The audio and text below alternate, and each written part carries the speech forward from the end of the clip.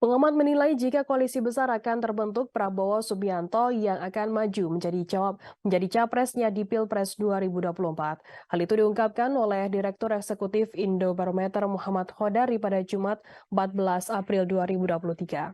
Dua koalisi yang akan masuk koalisi besar diketahui adalah dari Koalisi Indonesia Bersatu dan Koalisi Kebangkitan Indonesia Raya atau KKIR.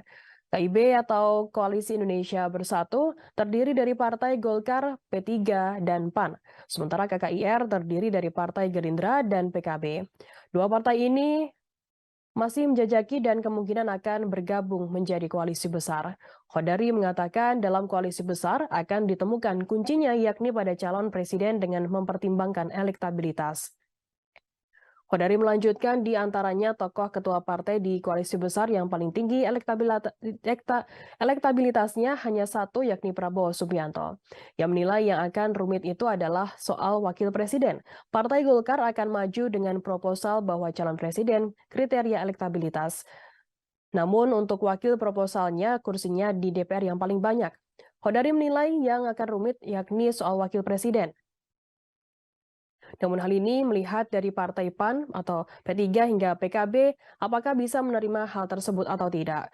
Menurut Khodari, pengalaman selama ini ketua partai itu ingin posisi akhir bolanya mental kepada orang yang non-partai.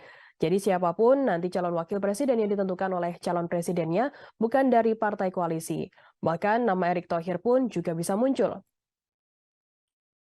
Sebelumnya Presiden Joko Widodo menyebut cocok dua koalisi partai saat ini, yakni Koalisi Indonesia Bersatu dan yang terdiri dari Golkar, P3, dan PAN cocok dengan Koalisi Kebangkitan Indonesia Raya yang terdiri dari Gerindra dan PKB. Hal itu disampaikan oleh Jokowi selesai menghadiri acara silaturahmi antara PAN dengan Presiden di kantor DPP Jakarta Selatan pada Minggu 2 April lalu. Terkait penggabungan dua koalisi partai tersebut, kata Jokowi, terserah pada ketua umum partai masing-masing. Yang pasti, Presiden mengatakan koalisi harus dibangun untuk kepentingan bangsa dan negara. Dalam acara silaturahmi tersebut, Presiden membicarakan masalah kebangsaan sekaligus keberlanjutan program pembangunan ke depannya. Presiden mengaku dalam pertemuan itu ia lebih banyak mendengarkan dalam membahas politik para ketua umum partai yang banyak berbicara. Presiden tak menjawab apakah dalam acara silaturahmi tersebut partai pemerintah tersebut turut dibahas masalah Capres dan Cawapres Pilpres 2024.